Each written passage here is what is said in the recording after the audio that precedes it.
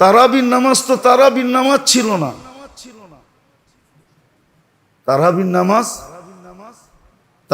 নামাজ ছিল না। আরেকটা হলে তো হুজুরও সইতে পারবে না, আরো একটা ছিল এটার ভিতরে। তারাবির নামাজ শুধু তারাবির নামাজ ছিল না, তারাবির নামাজের ভিতরে কিয়ামুল লাইলও ছিল, আবার তাহাজ্জুদও ছিল। এই জন্যই তো তারাবির পরে বেতের জামাতে পড়া হয়। কেননা বুখারী শরীফে আছে ইজালু আখিরা সালাতুকুম বিতরা, তোমাদের শেষ নামাজ বেতেরকে বানাও। তারাবির ভিতরে তারাবি ছিল, কিয়ামুল লাইল 8 রাকাত ছিল, 12 রাকাত তাহাজ্জুদ ছিল। সবগুলা যখন কমপ্লিট হয়ে গেছে তো বেতেরটা রাইখা করব, তো করব কি? তো ইমাম সাহেবরে কইছে বেতেরটাও পড়ায়া দেন, এই জন্য বেতেরটা পড়ায়া দেয়।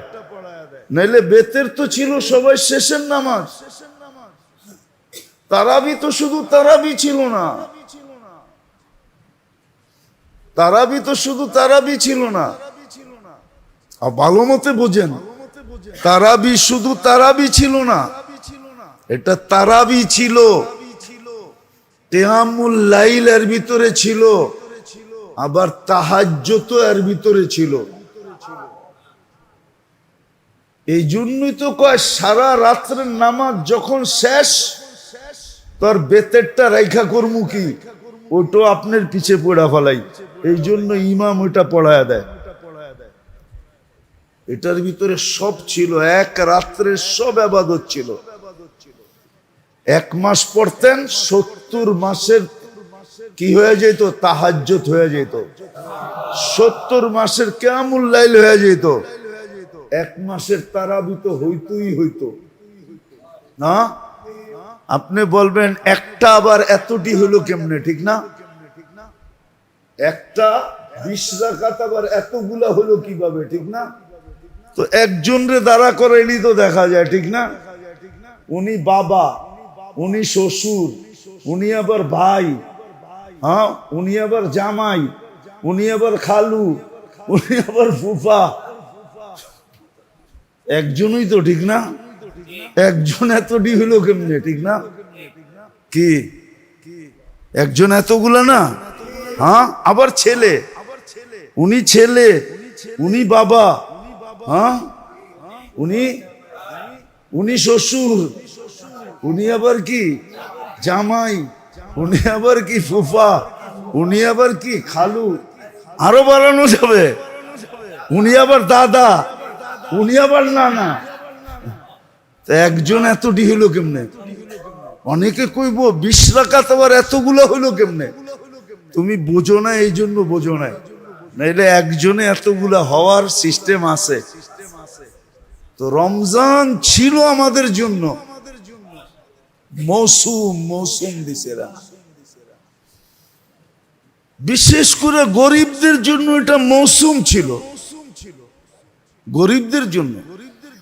আমি তো মনে করি ওই হাদিস যে গরিবরা এসে আল্লাহ রসুলের কাছে কাঁদতেছে আর বলতেছে, ইয়া রাসূলুল্লাহ সাবাকা বিনা আহলুদ দাসুর, পয়সাওয়ালারা আগে চলে গেল। তো বলছে কিভাবে? তো দেখাইলো যে দান খয়রাত সবকিছু করেই তো দেখি ওরা আগে, জেহাদের ঘোড়া দরকার ওরা আগে, টাকা দরকার ওরা আগে, সামান দরকার ওরা আগে, আমরা তো গরিব পিছে রয়ে গেলাম। আল্লাহর রাসূল ওদেরকে শিখায়া দিয়েছিলেন যে এটা নামাজের পরে কইরো, সুবহানাল্লাহ 33 বার, আলহামদুলিল্লাহ 33 বার, আল্লাহু আকবার 34 বার। চুপে চুপে বলছেন, কিন্তু কথা কি আর চুপায়া থাকে? ছুপায়া থাকে? কেননা দেওয়ালের কান তো ওই জমানায় ছিল, আজকেও আছে, ঠিক না? 1 কান 2 কান বড় লোকে জেনা ফেলছে, ওরাও পড়া শুরু করছে। আয়েশা বলতেছি, ইয়া রাসূলুল্লাহ দিলেন আমা করে, এখন তো বড় লোকও পড়ে। চাইছিলাম ওদের থেকে আগে যেতে টোটকা দিয়া, কিন্তু পারলাম তো না, ওরাও তো শুরু করে দিছে। কেননা ওই যুগের বড় লোক তো বড় লোক ছিল, ঠিক না? হ্যাঁ হ্যাঁ, এই যুগের বড় লোক কি বড় লোক নাকি? হ্যাঁ, বড় লোকরা তো আবার রাগ হয়ে যাব, ঠিক না? হ্যাঁ, এই যুগে বড় লোকদের চেয়ে বেশি, কারণ শব্দটা তো বলা যাবে না, মিডিয়ার মাধ্যমে চলে যাবে। হ্যাঁ, বড় লোকদের চেয়ে বেশি খাই খাই তো কারো নাই, আছে নাকি? অগৈত হয় না, ঠিক না? অগৈত আর হইব কর্তিকা, কারো 5,000 কোটি লোন, কারো 20,000 কোটি লোন, তো হয় কর্তিকা। হ্যাঁ, দুনিয়া না ওদেরকে বলতেছে বড় লোক, আসলে টোকাইলে তো দেখা যাবে সব পরেরটা দিয়া, ঠিক না? হ্যাঁ, সাধু বলে দামি জুতা পরে আইছে মুরিদের বাড়ি। আচ্ছা, পীরই মনে করেন মুরিদের বাড়ি আইছে দামি জুতা পরা, কিন্তু মুরিদের বাড়িতে কিচ্ছু নাই। তো মুরিদ বসাইছে, বাজারে নিয়ে জুতা বেচে আনছে, বেচা তারপরে বাজার করে আনছে, খুব খাওয়াইছে লওয়াইছে, আর খাওয়াইতেছে আর বলতেছে সব আপনার চরণের বদৌলতে। সেটাই দেয়, এটাই কি চরণের বদৌলতে। তো যখন সর্বশেষ এখন বিদায়ের পালা, ওই সময় যা বাইচা ছিল ওইটা মুঠ করে হাদিও দিয়া দিছে। এখন পিসাব বলতেছে, বাবা আমার জুতা। শুরুর থেকে কি বললাম, আপনার চরণের বদৌলতে। এটা তো বারবার বলতেছিলাম, আপনার জুতা বেচেই তো এগুলা করছি। হ্যাঁ, তো যাদেরকে আমরা ধনী বলি ওরা তো চরণের বদৌলতে, ঠিক না? কি বলেন? হ্যাঁ, তো যেটা বুঝাইতেছিলাম মেরে দোস্ত, মেরে ভাইও, মেরে আজিজো, রমজান তো আমার মনে হয় গরিবের জন্যই ছিল। তোফা, তোফা ছিল, তোফা, তোফা ছিল গরিবদের জন্য। বলেন ধনীদের জন্য ছিল না? হ্যাঁ, ধনীদের জন্য ছিল, যদি সে কাজে লাগাইতে পারতো, কিন্তু লাগায় তো নাই। ওই যে গত জুমা আমি বললাম না, সিন্ডিকেট হওয়া দরকার ছিল মহল্লায়, সিন্ডিকেট হয়েছে কোথায়?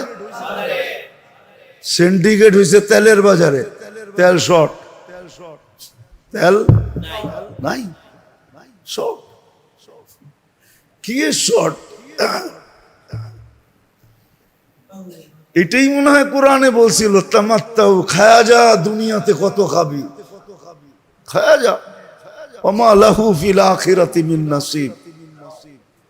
ভাবতেছে হুজুররা ধাক্কা জান্নাতে পাঠায় দিবে, এত সহজ, এত সহজ। Hisham ibn Marwan, Hisham ibn Umar ibn Abdul Aziz রহমতুল্লাহ আলাইহি সমুন্দি, ওমর ইবনে আব্দুল আজিজ রহমতুল্লাহ আলাইহি সমুন্দি। হিশাম যখন মারা যায়, হিশাম শুনানের জন্য বলতেছি, হিশাম যে বুঝার জন্য, হিশাম যখন মারা যায় তো লাশ যখন কবরের পাশে নিয়ে আসছে, তো কাপড়ের উপর দিয়া দেখা যাইতেছিল ভিতরে লড়তেছে। তো ছেলেরা চিৎকার দিয়া বলছে যে আব্বা তো মারা যায় নাই। বলতেছিল ফুফা আব্বা মারা যায় নাই। তো বলতেছিল বেটা মারা গেছে, আজ্জালা লাহুল উকুবা, শাস্তি আগেই চলে আসছে। কেননা আমি শুধু তোমার বাপেকে দেখতেছি না, আরো 3 ভাইকে দেখছি। মৃত্যুর পরে সবার চেহারা পশ্চিম দিক থেকে ফিরে গেছে। হিশামকে চিনেন? জানি ছিল না, জিনা করে নাই, শরাব পান করতেন না, ডেলি তাহাজ্জুদের ভিতরে 10 পারা কোরআন শরীফ পড়তেন, ডেলি, ডেলি তাহাজ্জুদে 10 পারা পড়তেন, ডেলি তাহাজ্জুদে। উঠান ইতিহাস দেখেন, হিশাম ইবনে মারওয়ান ডেলি তাহাজ্জুদে 10 পারা পড়তেন, 3 দিনে 1 খতম। জিনা না, শরাব না, বেদিনী না। বলে দোষ কি ছিল? বলে রাজত্ব টিকায় রাখার জন্য শুধু জুলুম ছিল, জুলুম, শুধু জুলুম। যারা নিজেদের ঈদ করার জন্য চাঁদা উঠায়, এখন চাঁদা উঠায় না, রিক্সাওয়ালার থেকে, অটোওয়ালার থেকে, রেডিওয়ালার থেকে, সবজিওয়ালার থেকে। এটা কিয়ামত, মরার পরে যখন বড় হয়ে তোমার সামনে আসবা তখন বুঝবা চাঁদা কারে কয়।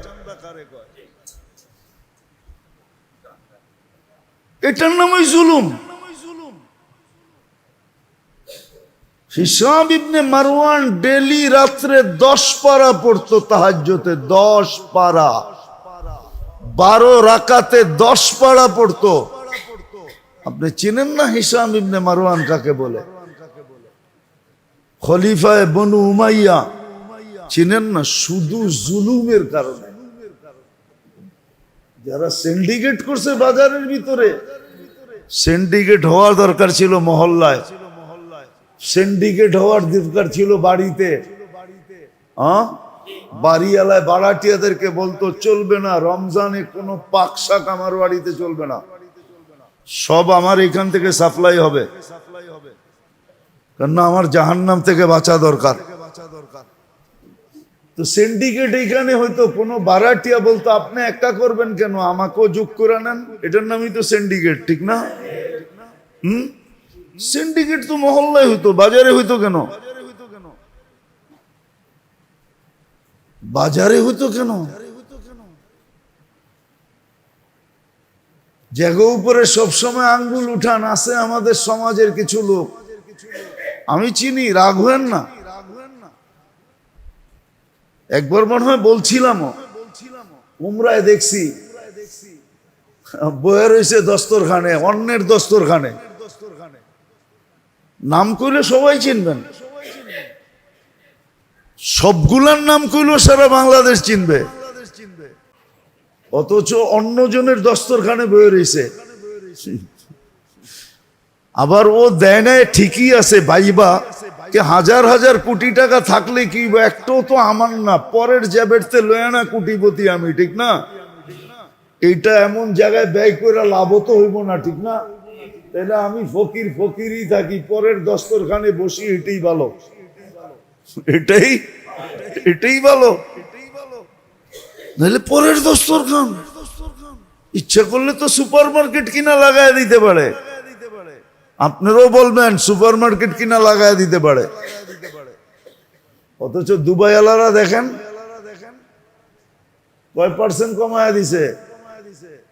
পেপার পড়েন না, মিডিয়া দেখেন না, কয় %?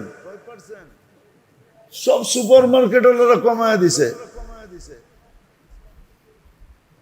মূল্য কমায় দিছে। দেখেন কাতার, দেখেন সারা দুনিয়া, দেখেন সিন্ডিকেট তো হওয়া দরকার ছিল মহল্লায়, ইউনিয়নে ইউনিয়নে, থানায় থানায়। যাদেরকে আল্লাহ ধন দিছিলেন, যে সুযোগ আসছে জাহান্নাম থেকে বাঁচার, সুযোগ আসছে গুনাহ মাফ করার, সুযোগ আসছে কামায়া নেওয়ার, আগামী রমজান পাবো কি পাবো না, আজকে কয় রোজা? 6 রোজা, ঠিক না? রহমতের 6 দিন চলে গেল, 6 দিন চলে গেল রহমতের। 3 ভাগে তো ভাগ করছিলেন, গত জুমায় শুনাইছিলাম, 3 ভাগে ভাগ করছিলেন। একদল তো রহমতের পর্ব ঢুকার সাথে সাথে কাম হয়ে যাবে, কাম কমপ্লিট, কেন আগেই তওবা তিল্লা করে বিলকুল ধুয়া পুইসা পরিষ্কার। দ্বিতীয় পর্ব শুরু হবে 4 দিন পরেই নাজাতের, আর একটু বেশি ময়লা ওকে প্রথম ওয়াশিং মেশিন থেকে বাইর করে দ্বিতীয়টায় ডালবে। দ্বিতীয়টায় যদি ক্লিন হয়, যদি ক্লিন হয়ে যায় তাহলে ওকে, নাইলে ওইখান থেকে বাইর করে আবার লাস্ট সুপার ওয়াশিং মেশিনে ডালবে, যেটা জাহান্নাম থেকে মুক্তি। তো রমজান তো কামারি মাস ছিল, কামারি মাস ছিল রমজান, তাকওয়া অর্জন করার মাস ছিল।